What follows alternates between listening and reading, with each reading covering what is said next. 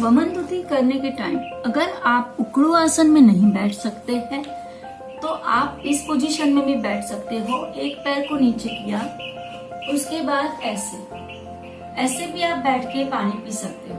याद रखिए, अगर आपने पानी ऐसे नहीं पिया या ऐसे नहीं पिया तो सारा पानी आपके पाचन तंत्र के अंदर चला जाएगा, वो बाहर नहीं आएगा, तो शरीर में से कचरा बाहर नहीं निकल पाएगा।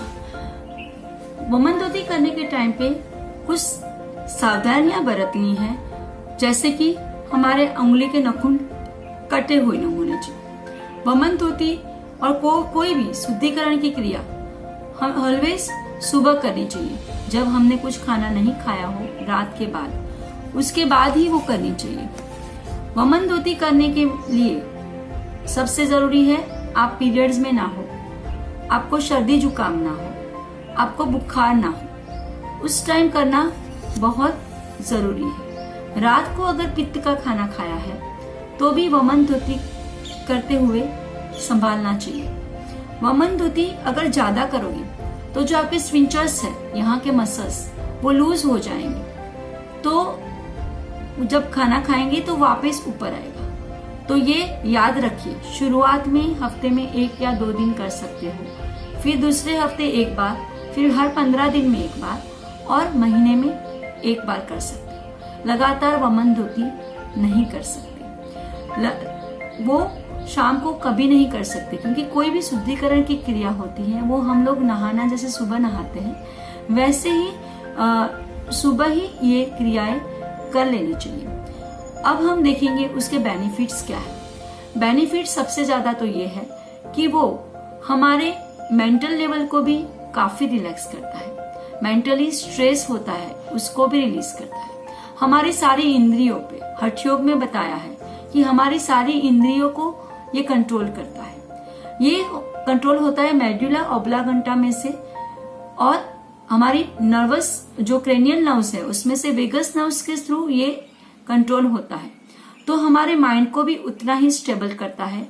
आध्यात्मिक लेवल में जाने के लिए ये इसका पहला चरण बताया जा सकता है, क्योंकि वमन धुति करने से नेगेटिविटी बाहर आती है, हमारा पूरा कफ निकल जाता है, मन एकदम शांत हो जाता है। तो आध्यात्मिक लेवल पे जाना होता है तो भी उसके लिए ये बहुत ज्यादा जरूरी है वमन धुति। बेनिफिट्स अगर देखेंगे तो मैंने पहले भी आपको बताया है कि स्किन की प्रॉब्लम जिसको होते हैं, गड़ गुमड़ होते हैं, उसके लिए तो ये अगर रक्त में विकार के लोगों के लिए, चमड़ी के विकार के लिए है, तो ये मेंस्ट्रुअल पीरियड के रिलेटेड, जैसे कि लेडीज को होता है मासिक धर्म के दरमियान काफी पीसीओडी पीसीओएस की प्रॉब्लम होती है, तो उसके लिए भी वमन धुति बहुत ज्यादा फायदा कारक है, क्योंकि शरीर से पित्त निकल जाता है। रक्त अगर आपका साफ हो जाता है, क्योंकि रक्त का वर्ण भी पित्त की वजह से है, तो आपको बहुत ज्यादा बेनिफिट करता है। ये मेंस्ट्रुअल पीरियड में भी, पीसीओडी पीसीओएस में भी अच्छे से वो करता है। और जैसे कि हम जानते हैं हमारा हार्मोन्स भी बैलेंस करता है ये, और याद शक्ति हमारी बढ़ाता है ये, हमारे इंद्रिय पे, हमारे शरीर पे, हमारे मगज पे, मतलब हमारे मानसिक लेवल पे, हमारी सारी सिस्टम को ये डिटॉक्सिफाई करता है। तो वमन धुति के अनहद फायदे हैं। अब हम मिलेंगे अपने अगले चरण में, जहाँ पे हम और कुछ जानेंगे। वमन धुति करने के बाद हमें हल्की बहुत सारा घी डाल के छिलके वाली मूंग की दाल और चावल की एकदम ढीली खिचड़ी खानी। वो खिचड़ी एकदम पतली होनी चाहिए और वो ही हमें खानी है डाइजेस्टिव सिस्टम को बैलेंस रखने के लिए। हो सके उतना बाहर नहीं जाना है, घर के बाहर निकलना है तो कान में रुई डाल के निकलना है। हो सके उतना पंखा, अपना फैन, एसी अवॉइड करना है। मोबाइल, टीवी, इंटरनेट का यूज कम करना है। जिस दिन भी वमन धुति करो उस दिन हमें इन सब गैजेट्स से थोड़ा दूर रहना है। चीखना चिल्लाना नहीं है, लाउड म्यूजिक नहीं सुनना है। हो सके उतना अपने आप को और अपने मन को शांत रखने की कोशिश करनी है। और उसके बाद ये जो किया तो शवासन करना बहुत जरूरी। शवासन करने से पहले कपालभाति और भस्त्रिका करना जरूरी है, पर जिसको हाई बीपी की प्रॉब्लम है वो थोड़ा कम करेंगे और वो योग शिक्षक की सामने ही बैठ के वमन धुति करेंगे। कपालभाति जैसे कि मैंने आपको जलनेती में बताया है कैसे करना है, थोड़ा मुड़ के ऐसे रख के पूरा भस्त्रिका और फिर कपालभाति, जिससे कि जितना भी पानी आपने पिया है, वमन किया है, तो वो आपके साइनस में अगर भर गया है तो साइनस में से वो पानी भी बाहर निकल जाए, तो वो आपका साइनस भरना नहीं चाहिए, क्योंकि वमन धोती साइनस के रोगों को भी बहुत ज्यादा अच्छे से ठीक कर देता है, आंखों के लिए भी बहुत अच्छा है। तो वो करने के बाद आपको शवासन करना बहुत जरूरी है। शवासन के लिए हमें लेटना है, हल्का सा म्यूजिक चला के हमारे पूरे ऑर्गन्स को रिलैक्स करना है, क्योंकि पूरी आंख हमारे ऊपर तक खींच गई है, तो उसको रिलैक्स करना, स्ट्रेस जो आया है उसको कम करना बहुत जरूरी है। तो शवासन वमन धोती करने के बाद बहुत ज्यादा जरूरी है। शवासन कैसे किया जाता है वो भी हम अपने अगले वीडियो में देखेंगे। और उसके बाद कपाल रंध्र धोती करना भी बहुत जरूरी है। कपाल रंध्र धोती क्या है और कपाल रंध्र धोती कैसे करते हैं वो भी हम अपने अगले वीडियो में देखेंगे। नमस्कार। Hello friends, my name is Rachna Shah. Yoga by Rachna Shah में आप सबका हार्दिक स्वागत। अब तक हमने देखा वमन धोती कैसे करना चाहिए, किस लिए करना चाहिए, पित्त के प्रकोप क्या होते हैं और पित्त पे ओवरकम होने के लिए वमन धोती के हमें कौन से बेनिफिट मिल सकते हैं। आज हम देखेंगे वमन धोती कैसे करना चाहिए। प्रैक्टिकली हम देखेंगे। सबसे पहले हम हमारे पास लेंगे ल्यूकवार्म वाटर, थोड़ा हल्का गुनगुना पानी, उसमें हल्का सा नमक डालेंगे और उसको ग्लास में ले लेंगे। मैंने कल भी आपको बताया, जिसको हाई बीपी की प्रॉब्लम है, जिसको हार्ट अटैक की प्रॉब्लम है, जिसको पेट में हर्निया या अल्सर है, या जो लेडीज पीरियड्स में है या प्रेगनेंसी है, वो सब ये वमन धोती, गज करनी या कुंजल क्रिया नहीं कर सकते हैं। मैंने यहाँ लिया है ल्यूकवार्म वाटर, हल्का सा गुनगुना पानी, उसमें मैंने सिंधा नमक डाला है।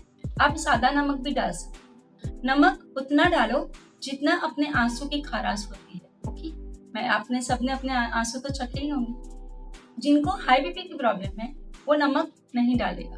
ठीक है, अब मैं एक साथ बैठ के बहुत सारा पानी पीऊंगी और उसके बाद दोनों उंगली अंदर डाल के अपने एंड में कोलाइटिस को दबा के उसको बाहर निकालूंगी। बैठना है कैसे? उकड़ू आसन में। उकड़ू आसन जिसको बोलते हैं ऐसे बैठ के पानी पीऊंगी मैं बहुत सारा। अब हम जब पानी पीते हैं और पूरा पानी हाथ से दबा के बाहर निकालते हैं, तो हमारा मेडुला ऑब्लांगेटा है जो ये सब हमारे डायफ्राम को कंट्रोल करता है। तो जब हम पूरा पानी बाहर निकालने की कोशिश करते हैं, प्रेशर करते हैं, तो हमारा डायफ्राम पूरा खींचता है। उसकी वजह से हमारे लंग्स के बीच में बहुत सारी जगह हो जाती है। तो आप कह सकते हो कि वमन धोती भी रेस्पिरेटरी सिस्टम के लिए, मतलब कि जिनको भी अस्थमा की प्रॉब्लम है उसके लिए बहुत ही बेनिफिशियल है, एज वेल एज जिसको पित्त है उसके लिए भी बहुत ही फायदेकारक है। पहले मैंने बताया कौन नहीं कर सकते, अब मैं आपको दिखाने जा रही हूँ कैसे करते हैं। मैं बैठ के पीऊंगी सारा पानी, 5-6 ग्लास।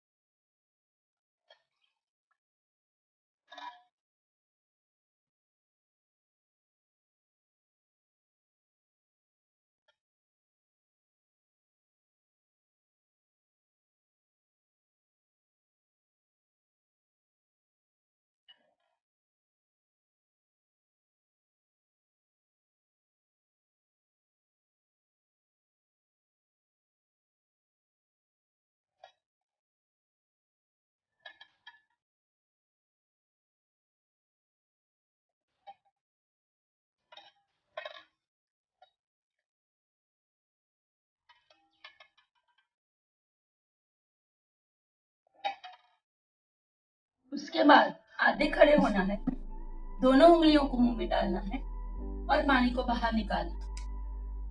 जैसे हाथी अपना पानी निकालता है वैसे।